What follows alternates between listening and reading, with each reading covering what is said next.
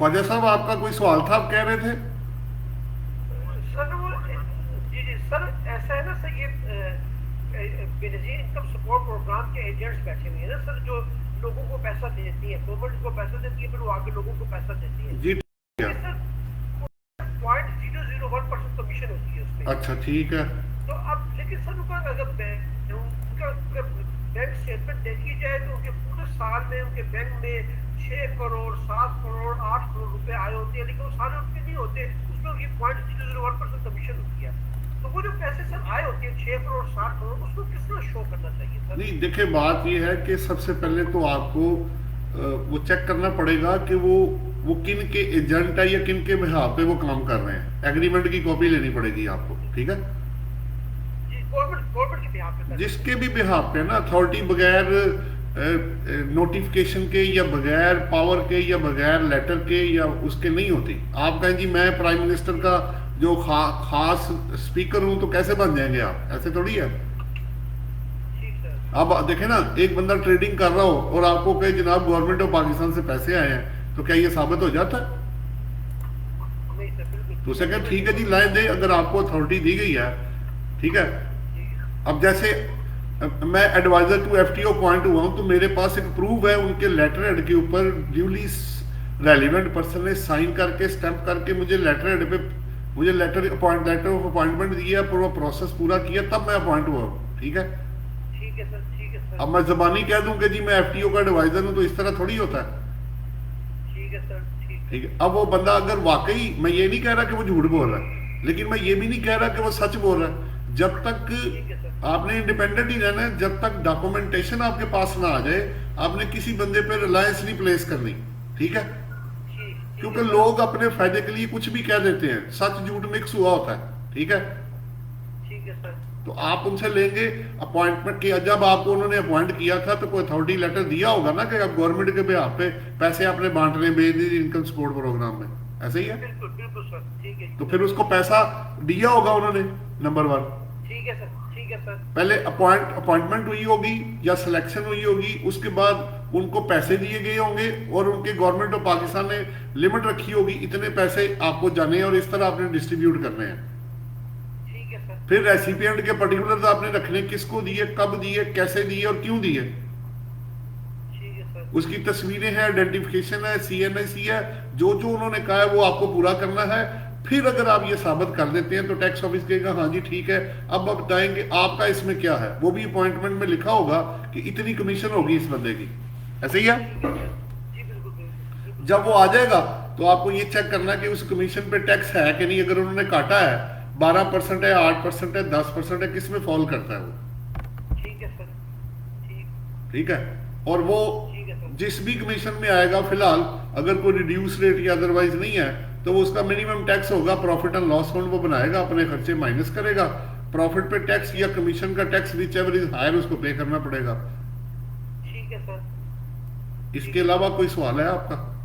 तो सर ठीक है, वो तो बात समझ में आ गई, लेकिन वो जो जो पैसे उसके लोगों के पास आए हैं, जो उसके उसने दिए भी हैं, उसको भी शो करने की कोई जरूरत है या नहीं है? नहीं, वो देखें, बात ये है, आपने वो पैसा अगर तो आप सारा लेके बांट चुके हैं, तो आपने गवर्नमेंट के बिहाफ पे गवर्नमेंट का पैसा रिसीव किया और उसके बिहाफ पे लोगों को दे दिया। जी बिल्कुल सही हुई और है। जो बाकी बच गया वो बैंक में या आपके पास जैसे भी पड़ा हुआ है, वो आपकी लायबिलिटी है कि आपने उसको अपनी वेल्थ, अगर पर्सनल कैपेसिटी में लिया है तो वेल्थ स्टेटमेंट में लायबिलिटी स्टैंड करेगी, ठीक है सर। और अगर बिजनेस कर रहे हैं तो आपकी बैलेंस शीट में एज ए लायबिलिटी स्टैंड कर जाएगा बाकी का पैसा। मसलन आपको मिला 1 करोड़ रुपया पूरे साल में, ठीक है सर। आपने 9 मिलियन आगे बांट दिया, उसके डिटेल तो वो आपसे सारे पर्टिकुलर्स और उसकी वेरिफिकेशन वो कर लेंगे। ठीक है सर। 10 लाख बाकी बचा, वो किधर है, कैश इन हैंड है या बैंक बैलेंस है, वो आप शो करेंगे, या दोनों में पड़ा हुआ है, ठीक है।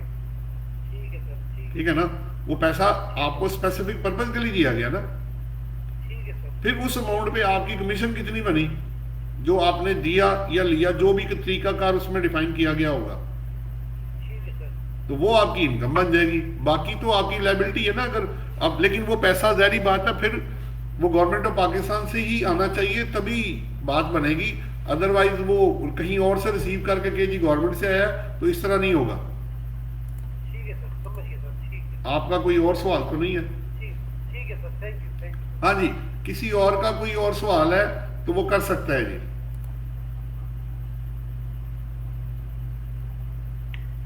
सर एक सवाल था। जी तो सर ये वो अपना ये प्रॉफिट ऑन डेट है, जी तो वो उनको एक्यूमुलेटेड प्रॉफिट मिला है करीबन 4 सालों का, जी स्पेशल सेविंग सर्टिफिकेट। जी वो उन्होंने जो अमाउंट डिपॉजिट कराई थी वो 19 जुलाई 2019 को जमा कराई, पहली जो जमा कराई है। जी और उनको जो लमसम अमाउंट मिली है वो 19 जुलाई 2022 को मिली है, लमसम अमाउंट। अच्छा प्रॉफिट ऑन डेट। अच्छा इसका जो ट्रीटमेंट है वो 39 बोर्ड में तो लिखा है, लेकिन उसके अंदर ये उन्होंने अमेंडमेंट की हुई है 5 के अंदर के 7B जो है वो इंक्लूड नहीं होता। जी जी आवाज आ रही है। अच्छा सर, ये पूछना था कि ये अब इसका ट्रीटमेंट एवरेज पे होगा या इसका ये लमसम ही जाएगा? आपने आपने रकम कब जमा कराई थी? 19 जुलाई 2019 को। 19 में कितनी रफली? रफ तकरीबन 2.5 करोड़ बनती है। चले जमा हो गया। उसके बाद प्रॉफिट आपको कब मिला? प्रॉफिट मिला 19 जुलाई 2022 को। 22 को। तो इस इन्होंने ईयरली बेसिस पे जमा कराया हुआ था कि या क्वार्टरली, या वो क्या था? स्पेशल सेविंग सर्टिफिकेट थे, क्या था? हाँ, स्पेशल सेविंग सर्टिफिकेट है और वो बाई एनुअल जो है, यानी कि 2 टाइम इन ईयर जो है ना, 6 महीने बाद मिलते हैं। ठीक हो गया। 6 माह बाद सर। अच्छा अच्छा अच्छा 6 महीने बाद उसको पैसे मिल जाते हैं। ठीक हो गया। हाँ जी। लेकिन आपके मुताबिक उन्होंने 21 में पैसे नहीं लिए, ये कहना चाह रहे हैं? हाँ सर, ना 20 में लिए, ना 21 में लिए, ना 22 में लिए, ना अब 23 में लिए हैं। वो यानी एक्यूमुलेट करता रहा। अच्छा ठीक है। तो अब इकट्ठा प्रॉफिट होके उनको 3 सालों का इकट्ठा आ गया, ये कहना चाह रहे हैं? जी सर, 4 सालों का बुक चाहिए, जुलाई में है। हाँ 3 साल बने ना, 20, 21, 22, 23 भी आ गया। सर, हाँ पेमेंट मिली 23 को है, 19 जुलाई को जुलाई आ गया ना सर। हाँ तो फिर ये तो 19 में इन्वेस्टमेंट हुई थी। 20 में होगी ना सर, तो 20 बच गया। अच्छा 20, 21, 22, 23, 4 सालों का प्रॉफिट इकट्ठा आ गया। जी सर। तो आप ऐसे करें ना, इसके अंदर या तो आप पूरे का, उन्होंने 15% टैक्स काट लिया होगा आपका। हाँ 15% काट लिया। ठीक हो गया। अब आपका प्रॉफिट कितना आया? ये सर तकरीबन 32 लाख बनता है। तो 32 लाख को आप ऐसे करें ना, उनसे पहली बात तो ये है कि उनसे ब्रेकअप ले लें कि जनाब मुझे ईयर वाइज ना इसका ब्रेकअप बना दें। ठीक है, क्योंकि पहले रेट कम थे, अब ज्यादा हो गए हैं। हाँ सर, ऐसे ही है। तो वो आपको इसको 4 हिस्सों में बांट देंगे। आपके पास 2 ऑप्शन आ जाएंगे, या तो 32 लाख पे करंट ईयर में टैक्स दे दें, जो कि तो बहुत ज्यादा हो जाएगा। तो आपको रिस्पेक्टिव टैक्स ईयर में जाके अगर कोई इनकम डिक्लेयर की है तो उसमें ऐड करके उस पर टैक्स देना पड़ेगा। अब जरा चेक कर लीजिएगा कि ये मिनिमम कब था और फाइनल कब हुआ। ठीक है, अभी अदर इनकम के तौर पे जाएगा, लेकिन सेपरेट ब्लॉक में इसको बाद में 1-2 साल हुए इन्होंने नॉर्मल टैक्स में डाल दिया था। पहले 36 मिलियन होता था, उससे ऊपर जाएगा तो नॉर्मल है, फिर ये 50 लाख पे आ गया। ठीक है, इस वक्त 7B है मेरा ख्याल है, जिसके मुताबिक अगर 50 लाख से ऊपर जाएगा तो वैसे तो आपका नीचे ही है।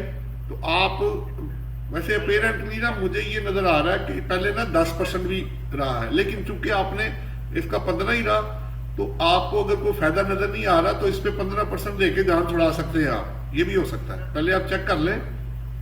सर इस साल भी उनको अपना बहबूद से भी वो तो अलग सेपरेट उसका है, और इसके अलावा रेगुलर से भी आया है। वो अमाउंट जो है ना 5 बिलियन क्रॉस कर गया। तो फिर अब आपको इसका मतलब ये हुआ कि अब आपको फायदा, अब आपको उसी में जाना पड़ेगा कि आप देखें ना, आप पिछले सालों में रेट चेक कर लें और अमाउंट आपको लेनी पड़ेगी नेशनल सेविंग सेंटर वालों से। उन्होंने पीछे कभी 10 भी रहा, बाद में ये 15 हो गया। अगर तो उन्होंने 15 भी काटा हुआ है, ठीक है, तो 15, अगर चारों में ही 15 है फिर तो आपका कोई मसला नहीं है। फिर आप 15% हर साल में ऑफर कर दें रिस्पेक्टिव टैक्स ईयर में। मतलब रिटर्न नहीं रिवाइज करनी, आपने उसको एरियर के तौर पे ऑफर करना है 15% के ऊपर। और बाकी का जो बचेगा वो 50 लाख से नीचे होगा, उस पे भी आपको मेरा ख्याल है 15% पे स्लैब आपका आएगा, तो आपका मसला हल हो जाएगा जहां तक मुझे याद पड़ता, क्योंकि बेबूत पे कटता नहीं है, लेकिन अगर आपका एक्सेस पेमेंट पड़ी हुई है तो आप उसकी एडजस्टमेंट ले सकते हैं ड्यूरिंग द टैक्स ईयर में, या फिर जमा करा दें। और अगर रिफंड है तो 170 सब सेक्शन 3 में आपको रिफंड पहले ऑर्डर क्रिएट कराना पड़ेगा, फिर आप एडजस्टमेंट ले सकते हैं, क्योंकि इस रिटर्न में उन्होंने रिफंड की जो लाइन है वही मेरी इंफॉर्मेशन के मुताबिक जो मैंने चेक किया है, उन्होंने रिफंड की जो एडजस्टमेंट है ना वो उन्होंने बीच में से फारा कर दी है, वो लाइन ही नहीं है अब आपके पास। आपका कोई और सवाल है तो आप कर सकते हैं। जी नईम साहब। अच्छा, एक्सक्यूज मी सर। जी जी जी जी सर वैसे ठीक है, इनको बिना 4 साल 3 साल बाद है, लेकिन हर साल क्या इनको रिसीवेबल शो नहीं करना चाहिए था अपनी रिटर्न में, वेल्थ में, या नहीं? देखिए बात यह है कि चूंकि इंडिविजुअल है ना, तो जो सेपरेट ब्लॉक है वो आप अगर करना चाहते तो कर भी सकते थे, लेकिन मसला ये है ना कि फिर टैक्स का सर्टिफिकेट आपको लेना पड़ेगा ना, फिर बाद में फिर आप फंस जाएंगे अंदर। अगर तो आपने पैसा रिसीव कर लिया होता तो उन्होंने टैक्स काट के आपको दे दिया होता, अब आपने रिसीव ही नहीं किया। सेपरेट ब्लॉक में जो इनकम है ज़ाहिर बात है वो रिसीव्ड बेसिस पे टैक्सेबल है ना, अदर इनकम जो है वो रिसीव्ड बेसिस पे टैक्सेबल है, तो जब रिसीव्ड ही नहीं हुआ तो मैं क्यों उसको खाम खा अपने आप को मुसीबत में डालूंगा। ठीक है सर, ठीक है। हाँ जी, किसी का कोई और सवाल हो तो वो कर सकते हैं जी। हाँ जी आगे चले फिर।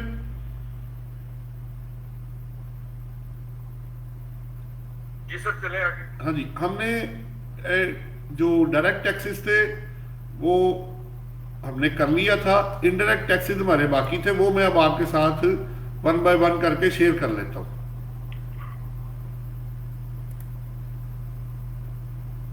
मैं पहले फाइल ओपन कर लूं फिर आपके साथ स्क्रीन शेयर करता हूं।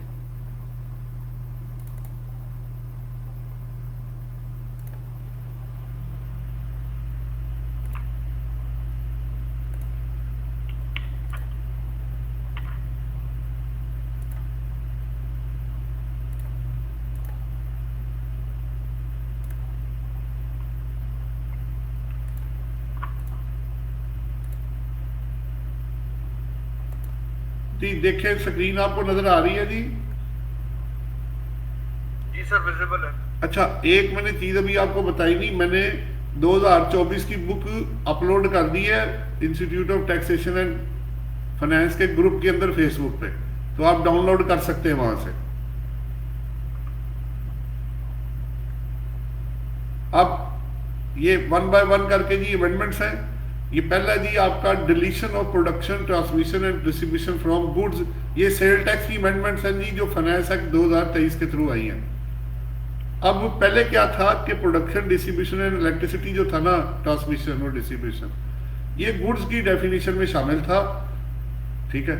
अब इन्होंने क्या किया है कि उनके वर्ड जो है ना, production transmission and distribution, manufacturing इसमें बिजली शामिल नहीं है, उसकी प्रोडक्शन और उसकी transmission and distribution of electricity जो लेस्को और रिस्पेक्टिव सिटीज में जो जो कर रहे हैं, तो उनकी जो सर्विसेज बेसिकली से कनेक्टेड है उसको उन्होंने रिस्पेक्टिव पीआरए को दे दिया है, और इसके अंदर कोई अमेंडमेंट नहीं है, ठीक है। अगर आप इसको देखना चाहें तो पहले लिखा हुआ इलेक्ट्रिक पावर ट्रांसमिशन जो सर्विसेज थी वो सिंध बलोचिस्तान और केपीके में, और वो ऑलरेडी सच सर्विसेज उनके रिस्पेक्टिव प्रोविंस के पास ज्यूरिसडिक्शन थी। अब कॉन्फ्लिक्ट चूंकि आ गया फेडरल और प्रोविंशियल गवर्नमेंट का, तो उन्होंने अब इसको स्पेसिफिकली, चूंकि सर्विसेज पे कलेक्शन की पावर सेल टैक्स की सूबों के पास है, तो उन्होंने उसको सेल टैक्स में से, सेल टैक्स एक्ट 1990 में से निकाल के, तो रिस्पेक्टिव सूबों को उन्होंने स्पेसिफिकली दे दी है पावर के वो इस पे सेल टैक्स कलेक्ट करें। आगे जाके जब आईसीटी अब इस्लामाबाद कैपिटल टेरिटरी पढ़ेंगे तो उसके अंदर उन्होंने इसको टेकअप भी कर लिया है। इस पे जो 15% सेल टैक्स जो है उसका जो एप्लीकेबल सेल टैक्स वहां पे है वो उन्होंने उस पर चार्ज कर लिया है। जी जनाब, अभी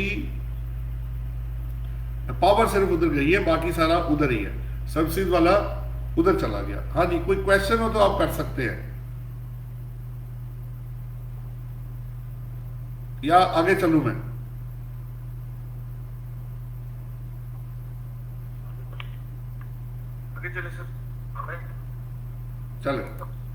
दूसरा है जी जी जी क्या कह रहे हैं?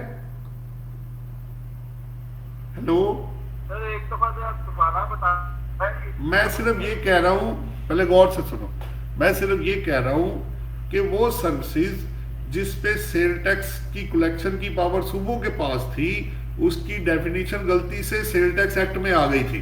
तो उन वर्ड्स को production, transmission and distribution of electricity को उन्होंने रिस्पेक्टिव सूबों को दे दिया है, ताकि वो इन सर्विसेज पे सेल टैक्स खुद कलेक्ट करें अपने रेट के मुताबिक। अब आप समझ गए हो? जी सर जी, 4 मिनट। हाँ जी, कोई और भी साथ थे? हाँ जी, क्लियर है? हेलो आसिम खान साहब, क्लियर है? जी सर जी, क्लियर है। जी सर, क्लियर है सर। भाई आप क्लियर करेंगे तो मैं आगे जाऊंगा ना, इस तरह थोड़ी है। अच्छा क्लियर है सर, क्लियर। अच्छा, चले आगे चलते हैं जी। नेक्स्ट देखें, नेक्स्ट क्या है? मैं स्क्रीन बड़ा करूँ इस साइज इसको। टीयर 1 अगर आपको याद हो तो टीयर 1 में ना 8-9 7-8 9 कोई सीरियल बने हुए हैं कि कौन कौन टीयर 1 में आएगा और अपनी इनपुट आउटपुट के हिसाब से वो सेल टैक्स जो है वो एडजस्ट कैलकुलेट करेगा और देगा। अब उसके अंदर ना चूंकि प्रेशर आया इनको रिटेलर्स की तरफ से और ज्वेलर्स की तरफ से, तो उन्होंने वो रिटेलर जिनकी शॉप 1000 स्क्वायर फीट से ज्यादा है या 2000 square feet in case of furniture वाले, और प्लस जो ज्वेलरी वाले हैं, उनको उन्होंने उसमें से जिनकी 300 स्क्वायर फीट के अंदर शॉप होगी या कम, उनको टीयर 1 की डेफिनेशन से निकाल दिया है। इसका मतलब ये हुआ कि उन्होंने ये कहा है कि अब ये जो अपना जो सेल टैक्स होगा, ये अगर जो रिजल्ट होगा वो बिजली के बिलों में इनके 3 सबसेक्शन 9 के थ्रू लग के आया करेगा, और वो उस पर इनपुट नहीं मिलेगा और वही उनका फाइनल जो सेल टैक्स होगा वो पे कर देंगे। लेकिन अगर वो टीयर 1 के अंदर चला गया तो जो बड़े सेटअप वाले हैं, रिटेलर बड़े सेटअप वाले, सिर्फ इस वजह से इसके अंदर थे कि उनका एरिया ज्यादा था 1000 स्क्वायर फीट, या फर्नीचर डीलर रिटेलर के लिए 2000 स्क्वायर फीट, सिर्फ इस वजह से उनको अगर वो थे तो उसको उन्होंने टीयर 1 की डेफिनेशन से बाहर निकाल दिया है, यानी उनको बेनिफिट दे दिया है। लेकिन शर्त ये है कि वो बाकी किसी क्लॉज में फॉल ना करते हो। अगर कोई सवाल हो तो आप कर सकते हैं। मैं आपको एक चीज दिखाता हूं, जरा सब्र करें। मैं आपको दिखाता हूं, मैं आपको टीयर 1 की डेफिनेशन दिखा देता हूं, आसान हो जाएगा।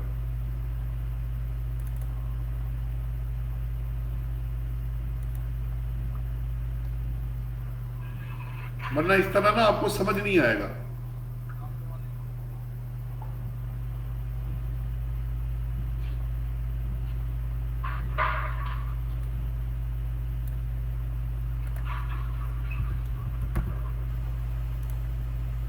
ले जी, ये आपके सामने डेफिनेशन है जी, ये अमेंडमेंट होने के बाद वाली डेफिनेशन है। इसमें आप देख सकते हैं, अगर आप कि tier 1 means a retailer falling in any one of more of the following categories. अगर आपके पास retailer operating unit of national और इंटरनेशनल चेन स्टोर हो, या एयर कंडीशनिंग मॉल, प्लाजा या सेंटर, एक्सक्लूडिंग कोशक्स जो इंफॉर्मेशन वाले उनको निकाल के, retailer whose cumulative electricity bill last 12 months में 12 लाख से ज्यादा हो। ये माइक ऑफ कर लीजिएगा जी, आवाज नीचे से आ रही है। और एक होलसेलर कम रिटेलर हो जो कि bulk import and supply of consumer good या होलसेल बेसिस पे रिटेलर करता हो, as well as general body को सप्लाई करने के लिए। फिर इसके अलावा डेबिट क्रेडिट कार्ड मशीनें जो लोग एक्सेप्ट करेंगे, या जिनको इनकम टैक्स में उन्होंने स्पेसिफाई किया जी और एच में अमाउंट कटेगी टैक्स उनकी, उनके बारे में कहा गया। और इसके अलावा बोर्ड जिसको चाहे टीयर 1 में ला सकता है। तो इसमें ये जो रेड वाले थे, ये आप देख रहे हैं 109, ठीक है, और 113, ये यही वाले थे जो भी मैं आपको दिखा रहा था, ये दो। तो अगर बाकी क्लॉजेस, बाकी किसी क्लॉज में ये फॉल नहीं करते तो टीयर 1 वाले की डेफिनेशन से वो बाहर आ जाएगा और बिजली के बिलों पे वो सेल टैक्स जो है वो जमा कराएगा। आपका कोई सवाल हो तो आप कर सकते हैं।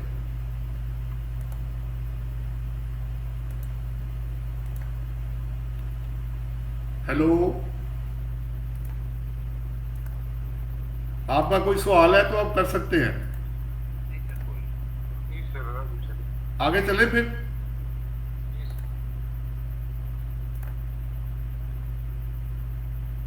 आगे देखिए जी क्या आता है। ये हो गया टीयर 1 वाला।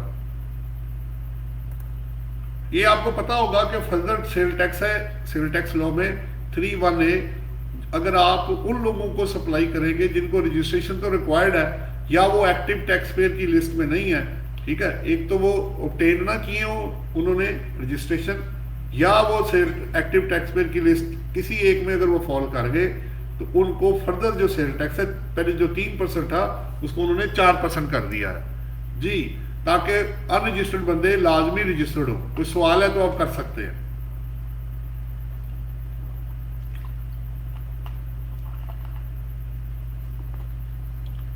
हेलो, कोई क्वेश्चन है? फर्दर सेल टैक्स 3% से बढ़ा के उन्होंने 4% कर दिया है ताकि अनरजिस्टर्ड बंदे रजिस्टर्ड होकर इसका फायदा उठाएं, वरना उनकी कॉस्ट ऑफ डूइंग बिजनेस बढ़ जाएगी। जैसे इनकम टैक्स के अंदर जो लोग ATL में नहीं होते उनका रेट डबल हो जाता है, ये उसी तरह की अमेंडमेंट है जो सेल टैक्स में भी उन्होंने मजीद की है ताकि लोगों की जो कॉस्ट ऑफ डूइंग बिजनेस है वो बढ़े और वो लाजमी रजिस्टर्ड हो जी। कोई क्वेश्चन है तो आप कर सकते हैं। हेलो, आगे चलो जी। हाँ जी, तसल्ली कर लेना पहले अपनी। नेक्स्ट है जी, ये डायरेक्टर जनरल जो इनवॉइसिंग एंड एनालिसिस था वो उन्होंने रिप्लेस कर दिया, सिर्फ उसका नाम चेंज करके director general of digital initiatives कर दिया। बाकी सारी जो पावर्स और रिस्पॉन्सिबिलिटीज और ड्यूटीज जो भी हैं वो उसी तरह ही है। नाम उनको ज़रा, क्योंकि आपको पता है जैसे जैसे दुनिया बदल रही है उसी तरह डिजिटल वर्ल्ड में काफ़ी चेंजेस आ रही हैं, ऑनलाइन में चेंजेस आ रही हैं, ठीक है। ऑनलाइन बिजनेस को भी देखिए उन्होंने पकड़ा हुआ है, वो भी उन्होंने इनकम टैक्स में शामिल किया, आपको मैंने अमेंडमेंट्स में पढ़ाया था। और इसी तरह उसका जो डिजिटल इनवॉइसिंग एंड एनालिसिस है उसका नाम चेंज करके director general of digital initiatives कर दिया। और इसमें कुछ नहीं है, आपने कुछ पूछना है तो कर ले, वरना मैं आगे चलूं। हेलो सर, आगे चले तो खास चीज नहीं है इसमें। ठीक है, आगे इन्होंने पेनल्टीज का स्कोप इनहेंस किया जी। वो लोग जो विदाउट स्टैम्प्स के, विदाउट स्टिकर, ब्रांड के, ब्रांड रोल्स के, लेबल्स के, बार कोड्स के या विदाउट स्टैम्प्स के चीजें बेचते थे तो उनकी पेनल्टीज में उन्होंने गुड्स और क्लास ऑफ गुड्स, पहले सिर्फ सिगरेट था, उसको गुड्स और क्लास ऑफ गुड्स को भी उसमें डाल दिया है। और सीरियल नंबर 23 है कि अगर वो जो भी चीजें इसके अंदर आएंगी, मतलब सिगरेट्स के अलावा, उन पे भी ये पेनल्टी जो है वो इम्पोज हो सकेगी। और इसमें कोई चीज नहीं है आपका कोई, मुझे लगता है कोई क्वेश्चन इसमें होना नहीं चाहिए, क्योंकि स्कोप को इनहेंस कर दिया उन्होंने पेनल्टी की। सिगरेट से निकाल के गुड्स और क्लास ऑफ गुड्स, कोई भी गुड्स या क्लास ऑफ गुड्स होगी जो विदाउट इन चीज़ों की होंगी, ऑब्वियसली जो वेरीफाइबल नहीं होगी, तो उन पर पेनल्टी साथ जो है वो चार्ज हो जाएगी, सीरियल नंबर 23 सेक्शन 33 के अंदर जी। चले आगे। हेलो, कोई क्वेश्चन हो तो आप कर सकते हैं। पेनल्टी के स्कोप को इनहेंस किया गया है।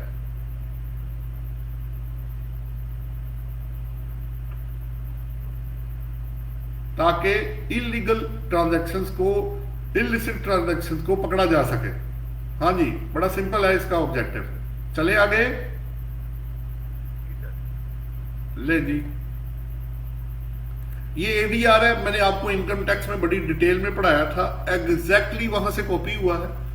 और इसमें कोई, इसमें और FED में, इनकम टैक्स, सेल टैक्स और FED तीनों के अंदर अल्टरनेटिव डिस्प्यूट रेजोल्यूशन को एज इट इज ही कॉपी किया गया है। फर्क सिर्फ यह है कि जहां इनकम टैक्स है वहां इनकम टैक्स होगा, जहां सेल है वहां सेल टैक्स है, वहां सेल टैक्स आ जाएगा। बाकी सारा उन्होंने वर्डिंग कि कौन से केसेस इसमें आएंगे, इसके मेंबर कौन होंगे, कब तक फैसला करना है, टैक्स पेयर को कब एक्सेप्ट करना है, कब नहीं करना, क्या बाइंडिंग होगा नहीं होगा, कितनी देर में कमेटी अपॉइंट करनी है, कितनी देर में फैसला होगा, सारा कुछ इसके अंदर उसी तरह डिस्कस हुआ है जैसे मैंने आपको इनकम टैक्स लॉ में पढ़ाया था। उसका 134 कुछ करके सेक्शन था, अगर आपको याद हो। जी। और कौन कौन से केसेस एडीआर को आप देंगे? ज्यादातर कॉम्प्लिकेटेड और जो लिंगर ऑन केसेस होते हैं उनको इसके अंदर डाला जाता है ताकि लड़ाई का मुतबादल रास्ता कोई निकाला जा सके, और बेसिकली कोई ऑब्जेक्टिव नहीं है इसके अंदर। आपकी अपील वगैरह फाइल हुई होगी, वो आप इसको इधर आके रिजॉल्व करना चाहते हैं out of the courts table talk करके, अगर हो जाता है तो ठीक है, वरना वो वे तो आपके पास अवेलेबल ही होगा। जी जनाब, कोई सवाल है तो आप कर सकते हैं, वरना मैं आगे चलूं।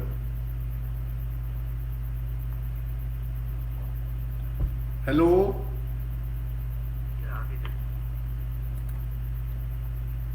फिफ्थ शेड्यूल जी, इसमें आपको याद होगा इनकम टैक्स में मैंने आपको पढ़ाया था कि फॉरेन इन्वेस्टमेंट रिकॉर्डिंग जो कंपनी है जो बलोचिस्तान में इन्वेस्टमेंट कर रही है, उसकी इंपोर्ट और सप्लाई पे उन्होंने 0% टैक्स किया हुआ है।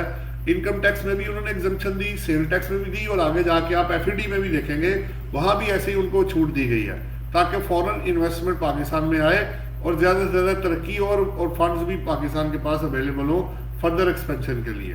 मेरा ख्याल है इसमें कोई फिर भी आप सवाल करना चाहे तो कर सकते हैं। चलिए आगे।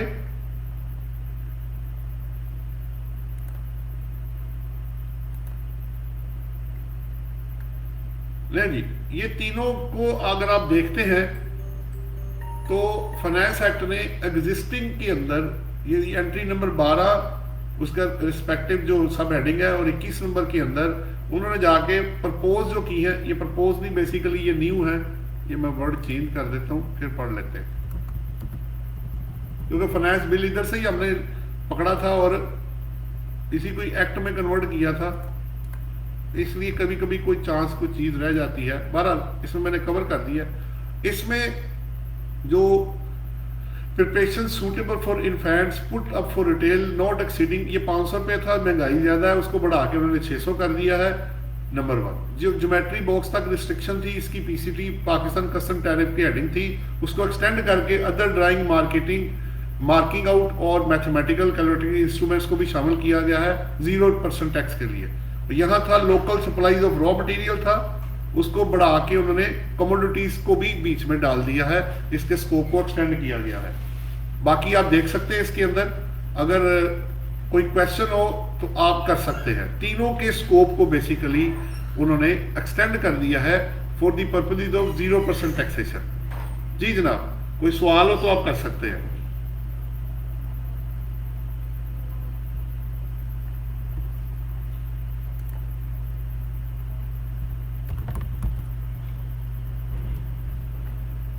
जी जनाब, या मुझे चलूं आगे फिर? सर चलिए आगे। ये जी प्रपोज तो हुआ था, लेकिन एक न्यू एग्जेम्पशन देंगे वो, लेकिन ये अप्रूव नहीं हुआ, इसलिए इस पर बात करने का कोई फायदा नहीं है, क्योंकि ये एक्ट ने बिल में आया था, लेकिन एक्ट में इसको अप्रूव, ये एग्जेम्पशंस आईएमएफ के प्रेशर की वजह से इनकम टैक्स में, सेल टैक्स में, जहां जहां जो एग्जेम्पशन उन्होंने छूट दी थी वो सारी विड्रॉ हो गई थी। ये उनमें से एक है, इसका कोई फायदा नहीं है।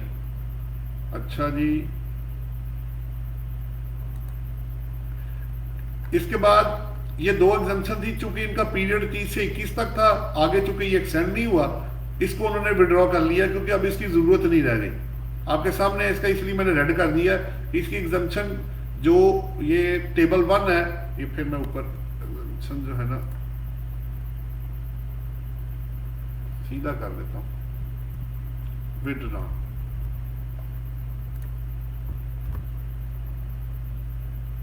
तो ये import of auto disable syringes था और import of following raw material थे जो कि for the manufacture of auto disable syringes के लिए था। उनको 30 से 21 तक की छूट थी, आगे उन्होंने चुके गया नहीं, ना 22 में ना 23 में, इसको विड्रॉ कर लिया। मेरा ख्याल है इसमें कोई और कोई चीज नहीं है। अगर आप पूछना चाहें तो पूछ सकते हैं, वरना मुझे ओके कर दे, मैं आगे चला जाऊं। हाँ जी,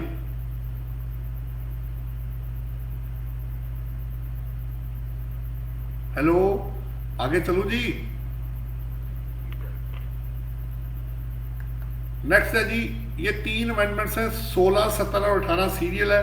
टेबल 1 इंपोर्ट और सप्लाईज, इसके अंदर तीनों के अंदर सेम तरह की आपको चीज मिलेगी। तीनों एग्जिस्टिंग इस तरफ है, इसमें रेड चिल्लीज है, जिंजर है और ट्यूमेरिक जो है, लेकिन एक्सक्लूडिंग जो था उसके अंदर जाके उन्होंने क्या किया आगे, under brand names and trademarks, ये एग्जम्पशन है बेसिकली।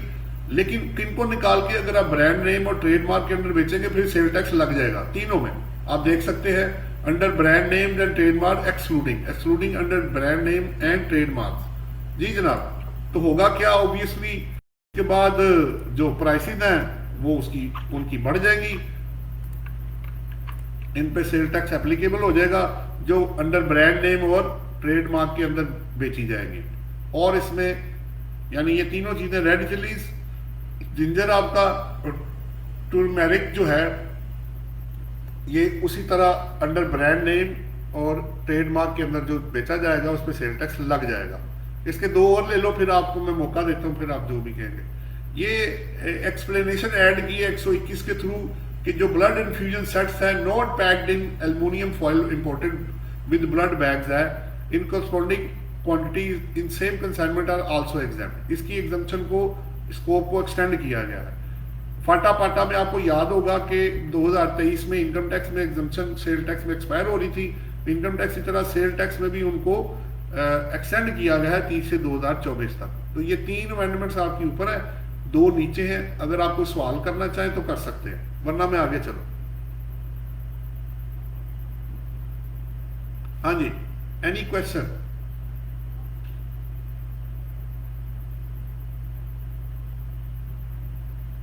चले आगे चलते हैं जी। फिर है जी, ये भी हो गया। इसमें उन्होंने एग्जिस्टिंग जो था वीट ब्रांड जो था उसकी exemption shall apply from the 1 जुलाई 2018। ये उन्होंने, फिर भी थोड़ा सा मुझे ये न्यू है क्योंकि प्रपोज तो निकल गया जी। पहली अमेंडमेंट कि बैक डेट पे जाके उनको छूट दी गई वीट ब्रांड वालों को, प्लस ये जितने भी आपकी योगर्ट है, बटर है, देसी घी है, चीज है, प्रोसेस चीज, नॉट ग्रेटेड और पाउडर्ड प्रोडक्ट्स ऑफ मीट और मीट ऑफल है, मीट ऑफ बोविन एनिमल्स है, sheep, goat and uncooked poultry meat है, फिश एंड कस्टर्ड सीन्स है। इसके लिए उन्होंने वर्डिंग सिर्फ थोड़ी सी चेंज किया। It is propose, it is made that scope जो है ना उन्होंने इसका उसको एक्सटेंड किया है, रिस्ट्रिक्ट किया है, एंड ऑल सप्लाईज वेदर और not supplied in retail packaging under a brand name trademark are propose to be made. ये बिल्कुल उसी तरह ही है जी जैसे अभी पीछे आपने देखा कि अगर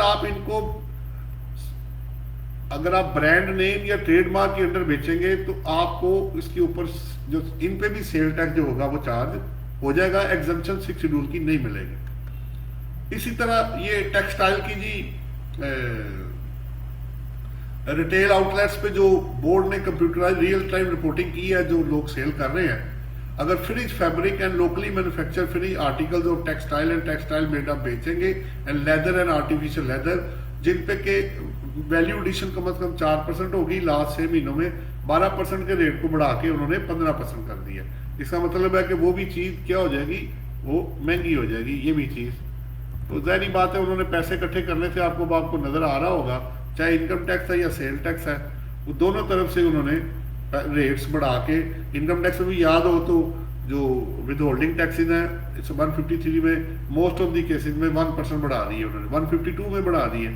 ठीक है, इसी तरह इधर भी यही जो पॉलिसी है वो अडॉप्ट कर रहे हैं। फिर फार्मा सेक्टर है जी नेक्स्ट, उनको बेसिकली 2 केसेस हैं। एक ये है कि 1% चार्ज हो रहा था मैन्युफैक्चर और इंपोर्ट ऑफ सब्सटेंसेस जो ड्रग्स के साथ रजिस्टर्ड थे सर्टेन कंडीशन के साथ।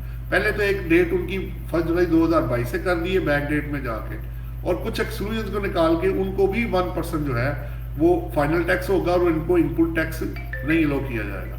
और दूसरा जो इंपोर्ट है एक्टिव फार्मास्यूटिकल इंग्रेडिएंट्स है, उनके लिए उन्होंने ये कहा है कि उन लोगों को कस्टम ड्यूटी जो 11% पे करेंगे और वो फर्स्ट शेड्यूल या fifth schedule of the custom act में फॉल करेंगे या नोटिफिकेशन में और कंडीशन मेट करेंगे तो उनको भी 1% जो है वो देना पड़ेगा और यानी लगेगा, और वो उनके लिए फाइनल टैक्स हो जाएगा विदाउट इनपुट टैक्स एडजस्टमेंट के।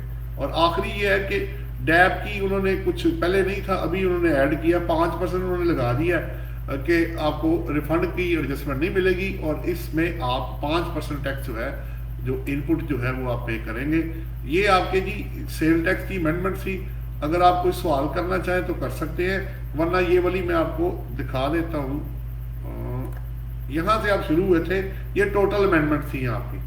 अगर कोई क्वेश्चन हो तो आप कर सकते हैं मेरे साथ, वरना मुझे फिर बताएं, मैं आपको एफईडी के अंदर लेके जाऊँ। थोड़ी थोड़ी अमेंडमेंट्स हैं, 4-5 एफईडी के अंदर है और 4-5 ही आईसीटी के अंदर है। जी जनाब, एफईडी में सर ले जाए।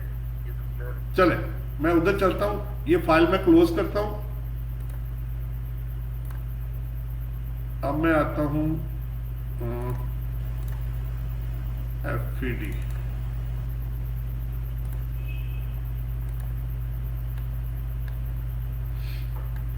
ये आपकी जी 2 सेक्शंस के अंदर है, बाकी शेड्यूल्स के अंदर है। वो सेक्शन वाली एंड पे दी है रैशनलाइजेशन ऑफ चार्जिंग प्रोविजन। सबसे पहला उसमें उन्होंने क्या किया कि एक ना एक्सप्लेनेशन उन्होंने ऐड कर दी है। अगर आप इसको आराम से देखेंगे फिर समझ आएगा। उन्होंने कहा presently only those goods and services में be considered as subject to levy of FED as mentioned in chapter 1 to 98 of first schedule to the Customs Act 1969 in view of explanation at the end of section 3 जो federal excise act में दिए हो। अब उन्होंने क्या किया, in order to clarify enhance the scope of the chargeability, फिर वही बात कि हमें ज्यादा पैसे चाहिए तो उसके लिए उन्होंने क्या किया, any item mentioned in first schedule of Federal Excise Act 2005 by inserting clause E in subsection 1 of section 3 में।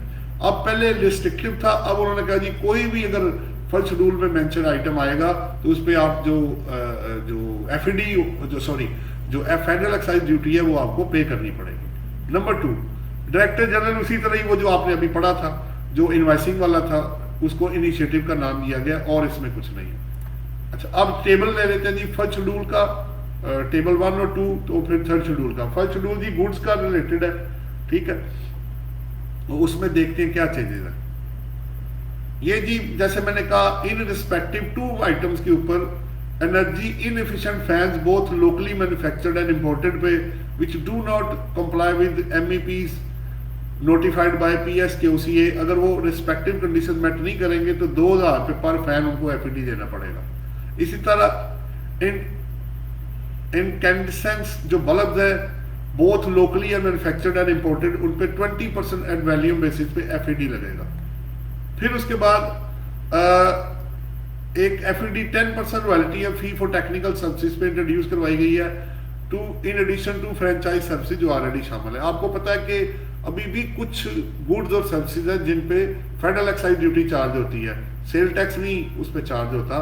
अल्टीमेटली एफईडी की गुड्स चली जाएंगी सेल टैक्स एक्ट में और सब्सिडी चली जाएंगी आपकी रिस्पेक्टिव प्रोविंस के पास। लेकिन अभी भी चूंकि एफईडी एक फेडरल के पास है तो अभी भी कुछ जैसे अभी आप देख रहे हैं और भी इसमें आपके जो सिगरेट्स हैं आपकी और बेवरेजेस हैं उसके ऊपर उन्होंने एफईडी और सीमेंट है, काफ़ी चीज़ों पे अभी एफईडी लगी हुई है, सेल टैक्स की नहीं लगा हुआ, एफईडी लगी हुई है। अब इसके बाद अगर आपको याद हो तो मैंने अभी आपको इनकम टैक्स में भी कराया और सेल टैक्स में भी और एफईडी में भी वही है कि जो बाहर की इन्वेस्टमेंट है उस पर फेडरल एक्साइज ड्यूटी जो होगी वो चार्ज नहीं की जाएगी। रिकॉर्डिंग वही जो इन्वेस्टमेंट बलोचिस्तान में हुई है ताकि उसको हर लॉ में प्रोटेक्शन मिल सके। टेबल 2 जो आगे है जी उनकी जो सर्विसेज जो उनको देंगे और हैंडेड बाय और टू बाय क्वालिफाइड इन्वेस्टमेंट उनको भी उन्होंने कहा कि उनको भी एफईडी चार्ज नहीं होगी। फिर ये आपकी जी टोटल अमेंडमेंट थी, आप इसको देख सकते हैं। ये आपकी फर्स्ट शेड्यूल में, थर्ड शेड्यूल में और रैशनलाइजेशन ऑफ चार्जिंग प्रोविजन और director general of digital initiative. कोई सवाल हो तो आप कर सकते हैं, वरना मुझे बताएं मैं आपको आईसीटी के अंदर ले जाऊं। जी जनाब,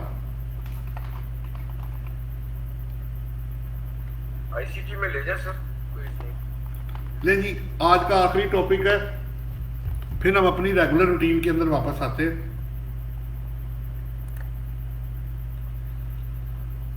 ICT वो थोड़ी सी अमेंडमेंट्स है। सबसे पहले cottage industry for freelance export, उन्होंने क्या किया है कि इसके दो तीन हिस्से हैं। कॉटेज इंडस्ट्री आपको पता है उसको रजिस्ट्रेशन रिक्वायर्ड नहीं थी सेल टैक्स लॉ में कि वो अपनी सेल टैक्स रिटर्न फाइल करें।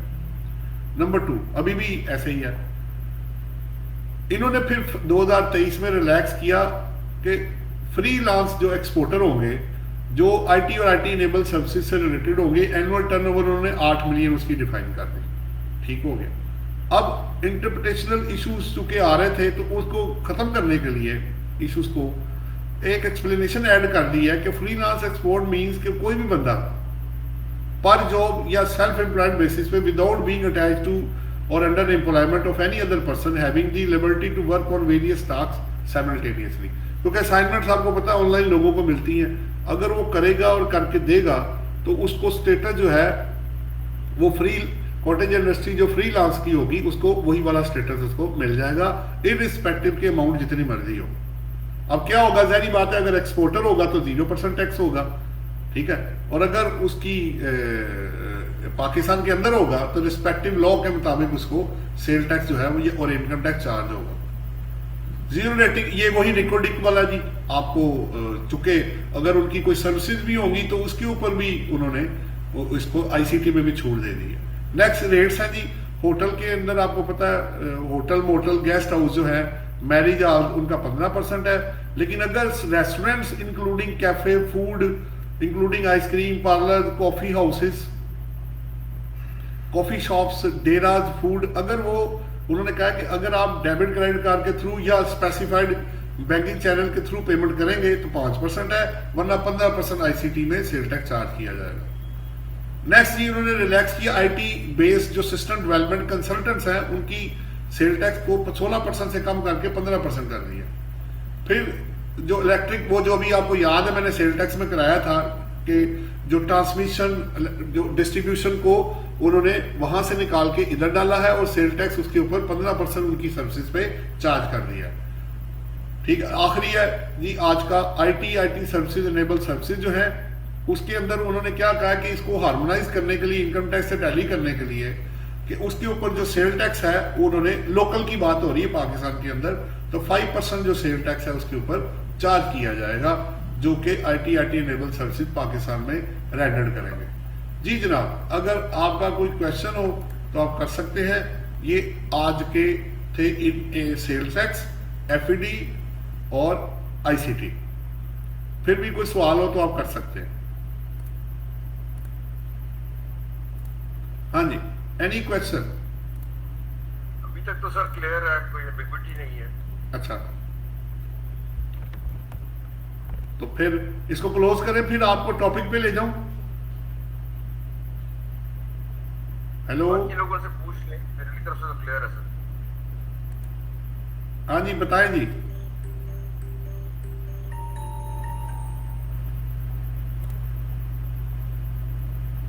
किसी का कोई क्वेश्चन हो तो कर सकते हैं जी आप। 7E के हवाले से सवाल 7E का? हाँ जी कर लें, आप कर लें। जिनका जो लोग 7E की कंडीशन में मतलब वो एलिजिबल नहीं है और वो क्राइटेरिया पूरा नहीं करते उनको रिटर्न के अंदर 7E का फॉर्म फिल करना पड़ेगा। नहीं देखें, दो चीजें है ना, एक तो ये है आपको 7E लगता है, पहले ये बताएं। नहीं लगता तो फिर फेल क्यों करने लगे आप? तो मेरे पास यही पकड़ जी कंपल्सरी नहीं है कि नहीं कंपलसरी नहीं, क्यों कंपलसरी है? जब लगता ही नहीं तो मैं क्यों फिल करूं? फिर CVT का बता दें जिनके पास गाड़ियां हैं और अपना 1300 सीसी से ज्यादा 1300 सीसी से अब जी जी वो अगर उन्होंने मतलब गाड़ी अगर उन्होंने लिया था क्या किया है? उन्होंने इंस्टॉलमेंट पे ले लिया अपने दोस्त से। हाँ दोस्त जो है वो नॉन रेजिडेंट है। हाँ तो अभी तक वो उसको अपने रिटर्न के अंदर as a advance against car जो है वो शो कर रहा है। तो इसका CVT वो कोई एक देगा या कि नहीं? देखिए बात ये है कि पहली बात तो ये है, पहले ये देखना पड़ेगा कि वो गाड़ी किसकी है इस वक्त। पहले एक्चुअल ट्रांजैक्शन आप बताएंगे ना, आप तो खरीद चुके हैं, आपने रजिस्ट्रेशन नहीं करवाई, जी सर। तो करा लेनी चाहिए थी ना इसको। मतलब ये भी इंस्टॉलमेंट पूरी नहीं हुई उनकी, अभी रहती है। तो ठीक है, फिर तब तक एडवांस ही जाएगा, फिर तो फिर दूसरे बंदे की गाड़ी होगी ना, गाड़ी तो उसके नाम है फिर। सर वो है नॉन रेजिडेंट, तो ठीक है, तो उसमें जाके चेक कर लेंगे। मेरा ख्याल है नॉन रेजिडेंट ने तो सर देना ही नहीं है सीबीटी, गाड़ी तरीके। ठीक है, वो तो रेजिडेंट पर्सन के ऊपर है, ठीक है, ऐसे ही है ना। सही है सर। हाँ जी, तो आपका कोई और सवाल है सर? नहीं सर, बस ये चीज़। हाँ जी, किसी और का कोई क्वेश्चन हो तो वो कर सकते हैं जी।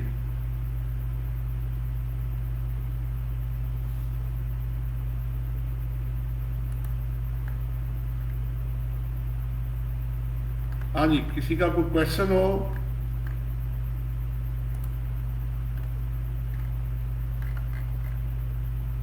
हेलो,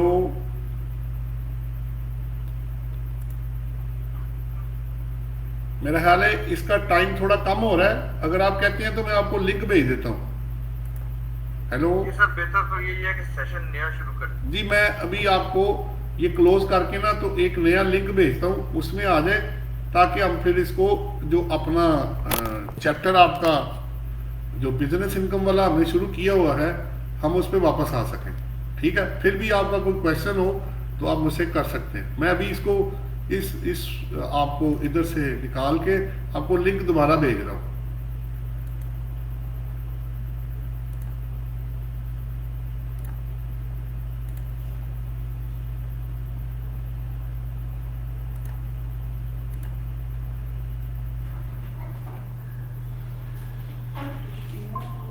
मैं पढ़ी होता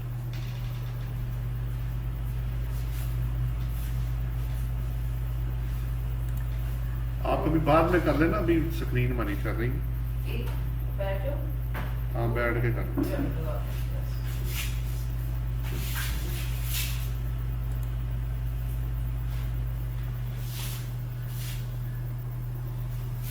लाइव जा रहा ना आपको।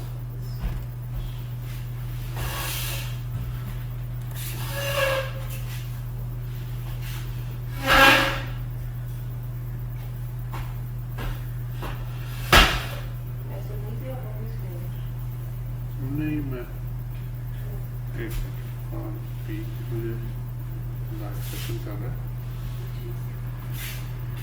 रिकॉर्डिंग भी हो रही है।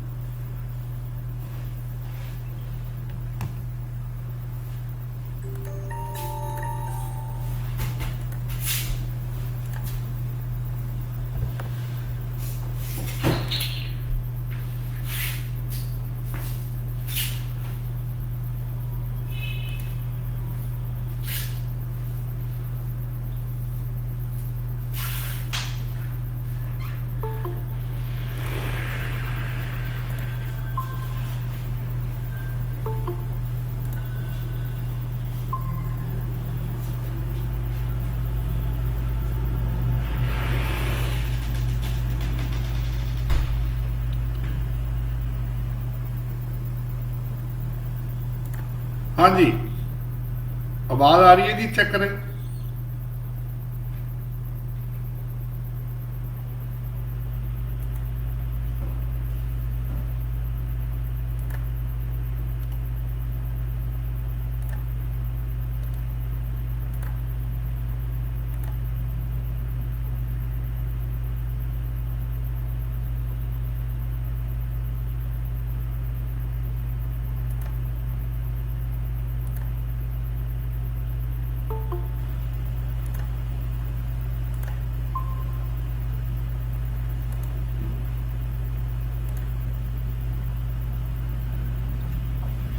हाँ जी, ज्वाइन कर लें जी, लिंक मैंने शेयर कर दिया सबको, आप ज्वाइन कर सकते हैं हमारे साथ मीट के अंदर।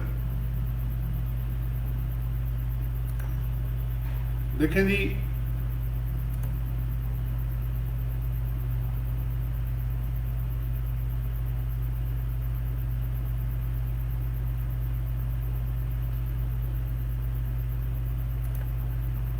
हाँ जी, मैं आपको फाइल ओपन कर लेता हूँ जी, फिर स्क्रीन शेयर कर देता हूँ।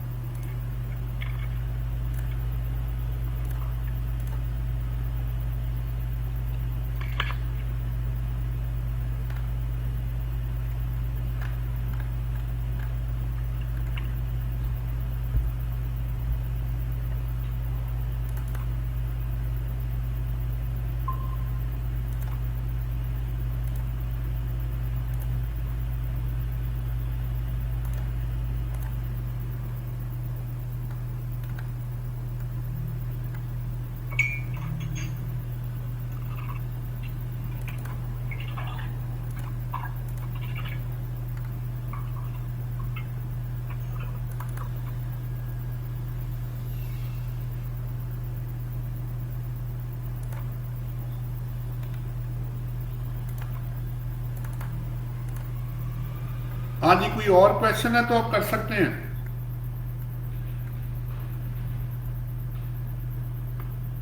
हेलो,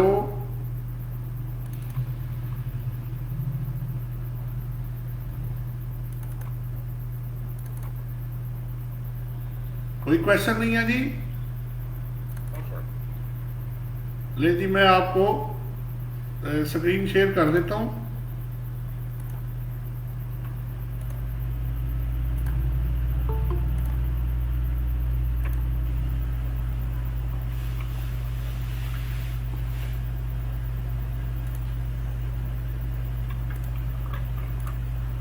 ये स्क्रीन देखें जी, नजर आ रही? मैं एक मिनट जरा दरवाजा बंद कर दूं।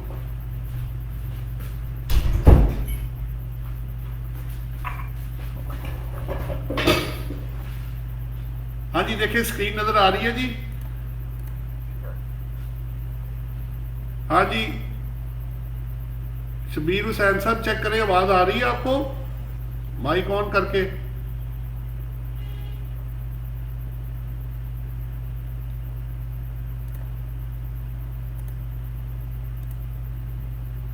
अच्छा जी,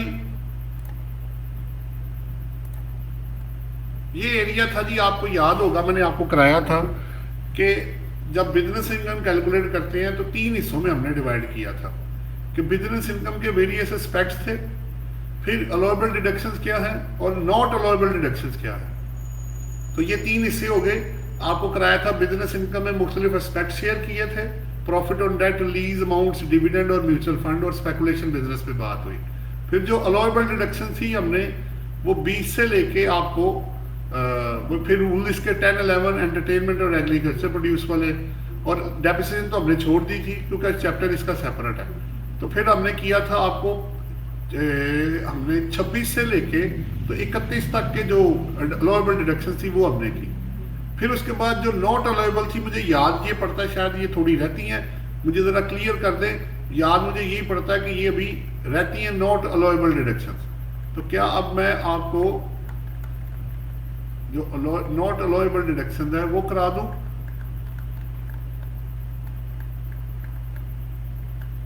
ये आपके सामने है नॉट अलाउएबल डिडक्शंस।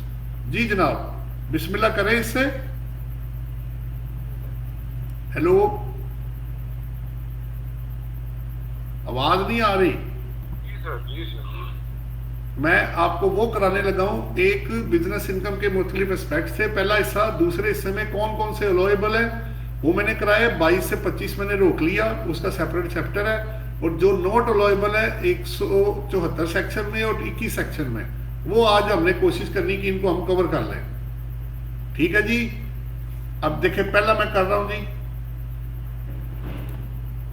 अगर आप कोई भी इनकम टैक्स FTR, NTR या फॉरेन कंट्री में पे करेंगे तो वो income tax as a expense of income tax law में क्लेम नहीं कर सकते। लेकिन अगर आप wealth tax, sale tax on exempt supply, property tax या ऐसे टैक्सेस जो बिजनेस में पे करेंगे जिनका इनपुट नहीं मिलेगा या जिनकी एडजस्टमेंट नहीं मिलेगी वो आप क्लेम कर सकते हैं। लेकिन इनकम टैक्स जब प्रॉफिट आप ऑफर करेंगे रिटर्न में तो वो बिफोर टैक्स होगा, वो आफ्टर टैक्स नहीं होगा। यानी टैक्स आप इनकम टैक्स लॉ में जो इनकम टैक्स है वो आप एक्सपेंस क्लेम नहीं कर सकते। अगर आपका इससे कनेक्टेड कोई सवाल हो तो आप कर सकते हैं, वरना मुझे ओके करे तो मैं आगे चलूं।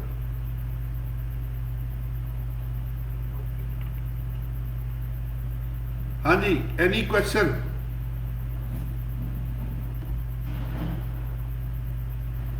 आवाज कोई नहीं आ रही जनाब।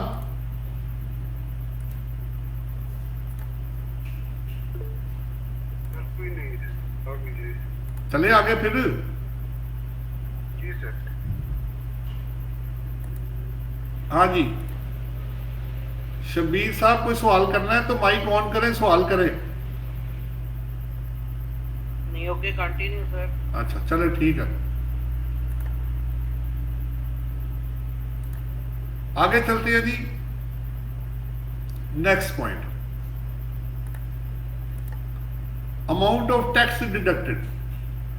आप जब किसी को देखिए, दो टैक्स होते हैं। एक जो आपने काटना है वो तो आपकी लायबिलिटी, आपने परचेज के ऊपर या एक्सपेंस के ऊपर टैक्स आपने काट के पेमेंट करनी है। एक वो टैक्स है जो आपका काटना है लोगों ने। मसलन आपने पार्टी को सेल की 10 लाख रुपए की, उसने फर्ज करे आपका काटना है 5% टैक्स काटना है, मैं अज्यूम कर रहा हूँ, तो उस 50,000 टैक्स बनता है। वो जो टैक्स आपका काटेगा वो आपके लिए as a current asset stand कर जाएगा और वो आप बैलेंस शीट में शो करेंगे और कल को अपनी लायबिलिटी के अगेंस्ट माइनस करेंगे।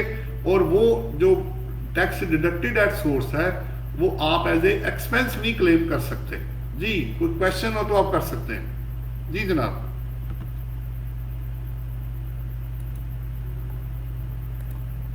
हेलो,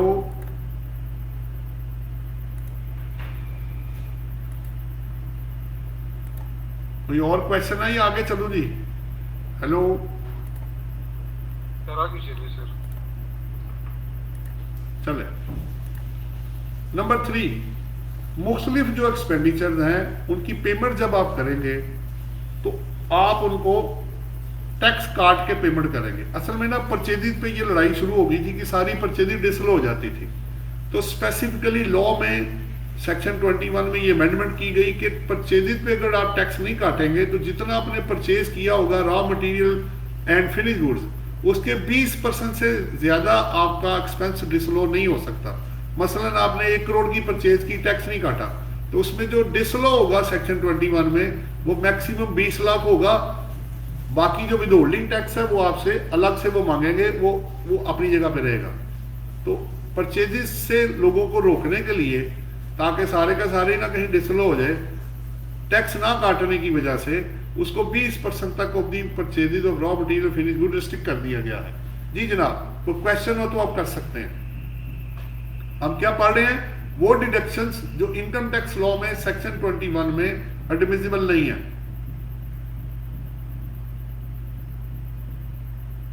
हाँ जी, कोई क्वेश्चन है या मैं आगे चलूं? सर आगे चलिए सर। चलें। Number 4, entertainment expenditure. अगर आप स्पेसिफाइड कंडीशन है रूल्स के अंदर वो मेट करेंगे तो आप एक्सपेंडिचर एंटरटेनमेंट का क्लेम कर सकते हैं। बेसिकली इसका प्योर पर्पस बिजनेस पर्पस के लिए एक्सपेंडिचर होगा, तो वही वाला एक्सपेंडिचर आप क्लेम कर सकेंगे। हर तरह की एंटरटेनमेंट आप क्लेम नहीं कर पाएंगे। जैसे आउटसाइड पाकिस्तान है, हेड ऑफिस है, फॉरेनर्स हैं, सप्लायर्स हैं, क्लाइंट्स हैं, मीटिंग ऑफ शेयर होल्डर्स है, एजेंट्स हैं, डायरेक्टर्स और एम्प्लॉइज है, और ओपनिंग ऑफ ब्रांचेज है। नॉर्मल एंटरटेनमेंट में मील्स, रिफ्रेशमेंट है, रीजनेबल लेयर शामिल है। तो ये सारे एक्सपेंडिचर्स आप क्लेम कर सकते हैं जो एंटरटेनमेंट की मद में आते हो, और वो आपको एज ए एक्सपेंस क्लेम कर सकते हैं आप।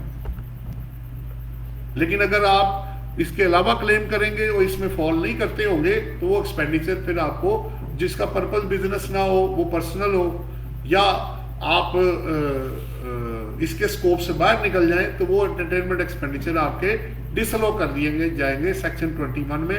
ये इसका रूल 10 और 10 भी है, उसके साथ मिला के आप पढ़ेंगे। मैं आपको पीछे भी दिखाया भी है, मैंने आपको अभी दिखाता हूँ।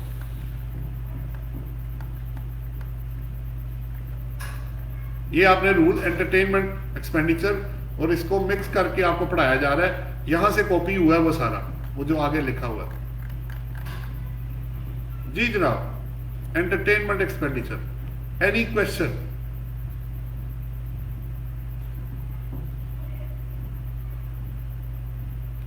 चले आगे। हाँ जी, नेक्स्ट है कंट्रीब्यूशन टू अनरिकग्नाइज्ड फंड्स।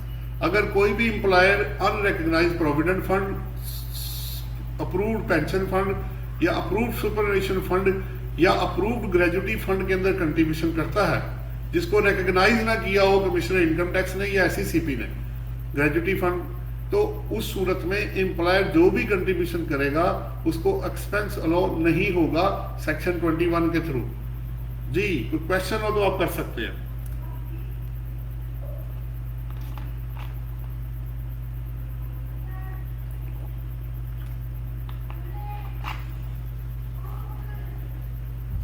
हाँ जी, चले आगे।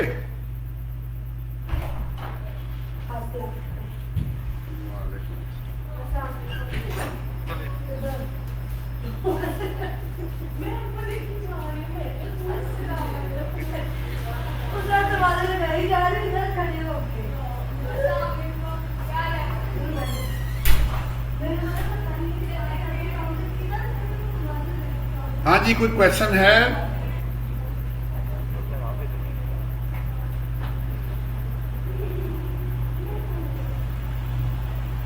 Hello,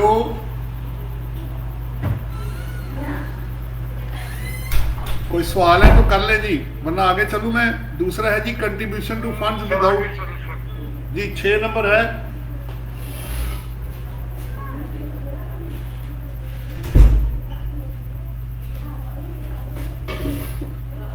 contribution to funds without deduction of tax है। अगर आप कंट्रीब्यूशन जो भी करेंगे आपका एम्प्लॉयर करेगा, जाहिर बात है ये एम्प्लॉयर की बात हो रही है, और वो टैक्स काटे बगैर कंट्रीब्यूशन करेगा जहां एप्लीकेबल है, तो तब भी एक्सपेंस नहीं मिलेगा उसको।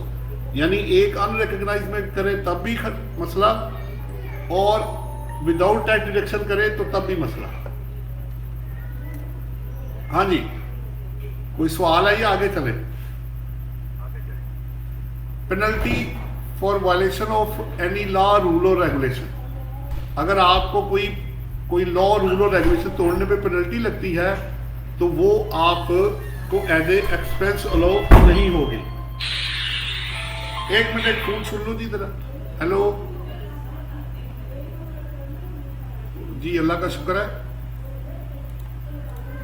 बिलाल साहब अभी लेक्चर हो रहा है, बाद में बात करते हैं, ठीक है? Okay okay. हाँ जी, आगे चल रहा हूं जी मैं। पेनल्टी, अच्छा इसमें एक बड़ी इंपॉर्टेंट चीज है, इसकी कुछ एक्सेप्शंस भी हैं, वो मैं आपको बाद में दिखाता हूं। इनमें से आएंगी कुछ एक्सेप्शंस। तो अगर आप कोई कानून तोड़ेंगे, रूल और रेगुलेशन, तो उस सूरत में वो पेनल्टी या फाइन आपको एज एक्सपेंस अलाउ नहीं होगा। आगे चलूं जी। फिर नेक्स्ट है पर्सनल या कैपिटल एक्सपेंडिचर। अगर आप करेंगे आपको वो भी, क्योंकि वो बिजनेस एक्सपेंस नहीं और कैपिटल तो वैसे ही आपका बैलेंस शीट में जाता है, तो ये दोनों चीजें आपको एज एक्सपेंस लो नहीं होंगी। आपका कोई सवाल हो तो आप कर सकते हैं।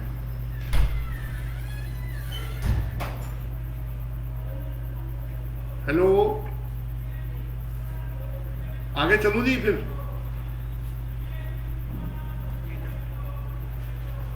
दरवाजा बंद कर दें। नेक्स्ट है जी ट्रांसफर टू रिजर्व और कैपिटलाइज्ड। अगर आप किसी रिजर्व में कोई अमाउंट ट्रांसफर करते हैं या कैपिटलाइज करेंगे तो वो भी आप एक्सपेंस नहीं ले सकते, अनलेस लॉ आपको अलाउ ना करे। कोई सवाल है तो आप कर सकते हैं, वरना मैं आगे चलूं। नहीं चलेगा। हाँ जी, कोई सवाल है? सर इसमें कोई ऐसी एग्जांपल है जिसमें वो कैपिटलाइज किया हो और उसको अलाउ कर दे? कोई ऐसी एग्जांपल बताओ। हाँ, ये देखो ना, आगे दिया हुआ है, but exceptions are transfer to participatory reserve, section 31 दिया हुआ है। प्रोविजन फॉर कंज्यूमर लोन, वैसे कोई प्रोविजन अलाउ नहीं होती, लेकिन कंज्यूमर लोन में लॉ आपका अलाउ कर रहा है। तो जहां लॉ अलो करेगा वहां आप कर सकते हैं, अदरवाइज नहीं हो सकेगा। ठीक हो गया? तो एक्सेप्शन आपकी सेक्शन 31 है। जी सर। हाँ जी, ठीक है सर। कोई और सवाल हो किसी का तो कर ले, वरना मैं आगे चलूं।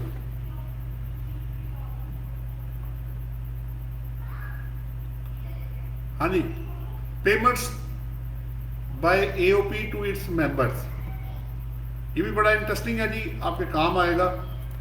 ठीक है, अगर कोई सवाल हो तो आप कर ले जी। नेक्स्ट मेरे पास आ गया है, अगर आप अपने एओपी को जो उसके मेंबर हैं, एओपी के पार्टनर जिसे आप कहते हैं, उनको अगर आप प्रॉफिट ऑन डेट, अगर वो कोई लोन देंगे, उनको कोई ब्रोकरेज कमीशन सैलरी या अदर रेम्युनरेशन देंगे, तो वो एओपी को एक्सपेंस अलो नहीं होगा। लेकिन कंपनी अपने डायरेक्टर्स को, अपने मेंबर्स को, वो चाहे तो सैलरी, बेनिफिट्स और ये सारी जो रिस्ट्रिक्शन है नॉन कॉर्पोरेट सेक्टर पे, वो उसका बेनिफिट वो उठा सकते हैं। जी जनाब, इस पॉइंट से कनेक्टेड कोई सवाल है तो कर लें।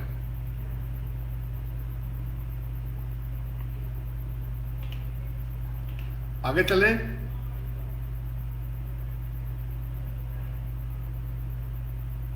हेलो, आवाज नहीं कोई आ रही जी, ओके करें या सवाल करें?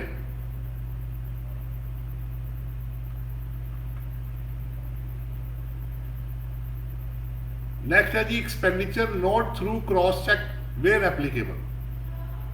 ठीक है, अब इसमें क्या है कि आप एक हेड के अंदर 2.5 लाख से ज्यादा अगर खर्चा करेंगे तो वो थ्रू क्रॉस या बैंकिंग चैनल के थ्रू उन्होंने जो है वो आपको करना पड़ेगा। लेकिन इसमें कुछ एक्सेप्शन भी उन्होंने दी हैं। अगर आपकी सिंगल ट्रांजैक्शन 25,000 से ऊपर नहीं जाती, या ये एक्सपेंडिचर को निकाल के तो फिर आपने चेक करना है, यानी यूटिलिटी बिल जितना मर्जी हो मैं कैश में दे सकता हूँ, freight charges, travel fare, postage, payment of taxes, duty, fee, fines और एनी अदर स्टैट्यूटरी ऑब्लिगेशन जो है वो मैं कैश में पे कर सकता हूँ। तो 2.5 लाख की लिमिट है, और प्लस उसके बाद रिस्पेक्टिव ट्रांजैक्शंस है, और फिर रिस्पेक्टिव हेड्स हैं जिनको छूट दी गई है, तो आपने उसको 2.5 लाख में चेक करना है। अगर तो उसके अंदर ही है फिर तो क्वेश्चन ही खत्म हो गया, और अगर उससे ज्यादा है तो फिर आपको वो क्रॉस चेक में होगा, और अगर ना किया तो वो एक्सपेंडिचर डिसलो कर दिया जाएगा।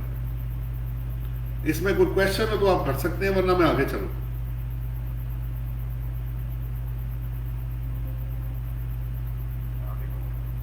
चले, नेक्स्ट है जी, सैलरी थ्रू क्रॉस चेक। आपको पता है अब ये पुरानी लिमिट लिखी हुई है, अब इस वक्त जो उन्होंने अमेंडमेंट इस वक्त की है वो 32 कर दिया, इसको 25 से बढ़ा के।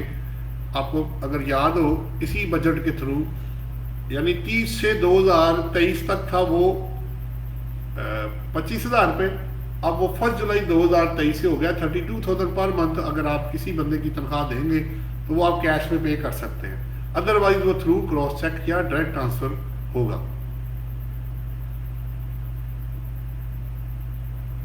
जी कोई क्वेश्चन है या आगे चलो? नेक्स्ट है जी, फार्मास्यूटिकल मैन्युफैक्चरर के लिए उन्होंने कहा कि अगर उनके sales, promotion, advertisement and publicity जो है ना उनकी बहुत ज्यादा होती है, उस पर लिमिट उन्होंने लगाई है कि वो 10% ऑफ दी फार्मास्यूटिकल जो मैन्युफैक्चरर है उससे ज्यादा वो खर्चा नहीं करेंगे।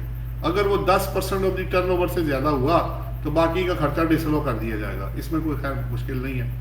फिर नेक्स्ट है जी मेरे पास लिमिटेशन ऑन कमीशन है, जो थर्ड शेड्यूल आइटम में लोग डील करेंगे, अगर वो कमीशन पे करेंगे, फर्ज करें 0.2% वो पे करते हैं, तो फिर क्या होगा, अगर वो एटीएल की लिस्ट में बंदा ना हुआ जिसको कमीशन दे रहे हैं, तो ये एक्सपेंडिचर अलाउ नहीं होगा, यानी कमीशन आपकी फर्क कर दी जाएगी।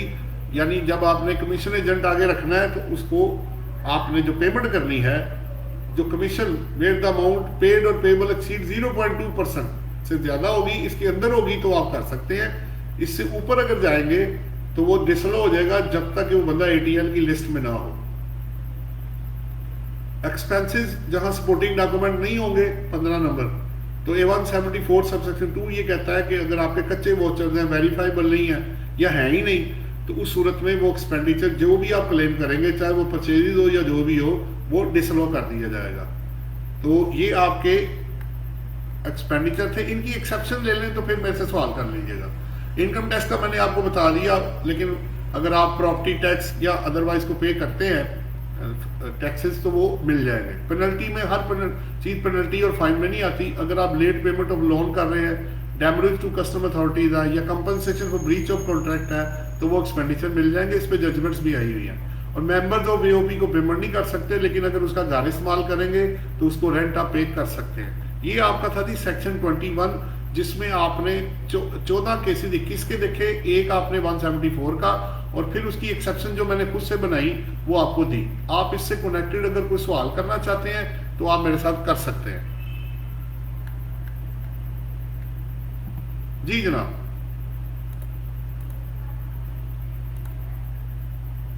Any question?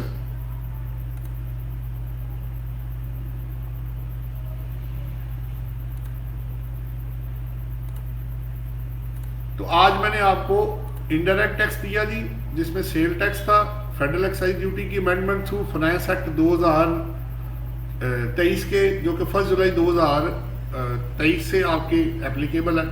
तो sales tax, FED, ICT, Islamabad capital territory जो आपका है, ठीक है, उनके लॉज के अंदर, प्लस मैंने आपको बिजनेस इनकम में वो दिए जो कि इनडिविजिबल है एक्सपेंडिचर, और उसकी कुछ एक्सेप्शंस आपको दी। आपका फिर भी कोई क्वेश्चन हो तो आप कर सकते हैं, इससे पहले कि मैं इसको क्लोज करूं। जी,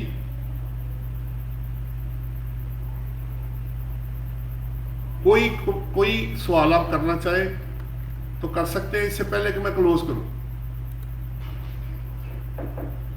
हाँ जी।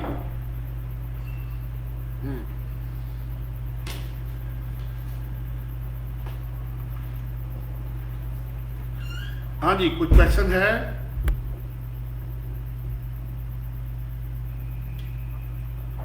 क्लोज करूं जी फिर? आसिम साहब क्लोज कर दे। ले जी, आप लोगों का फिर बहुत बहुत शुक्रिया। इसको मैं क्लोज कर रहा हूं, फिर भी कोई क्वेश्चन हो तो बाद में कर लीजिएगा। तो बुक मैंने आपको बता दी है। बुक हमने, बल्कि मैं ऐसे करता हूं, बुक का लिंक भी दे देता हूं। एक मिनट ठहरिएगा।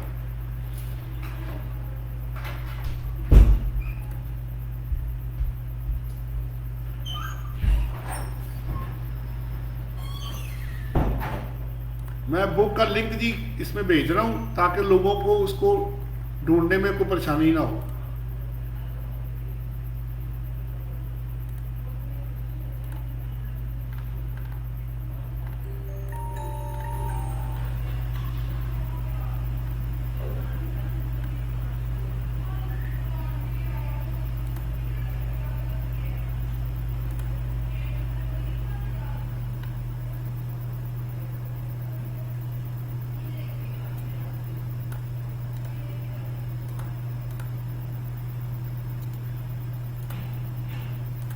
जी, मैंने वीडियो के अंदर ना उसके लिंक को भी शेयर कर दिया।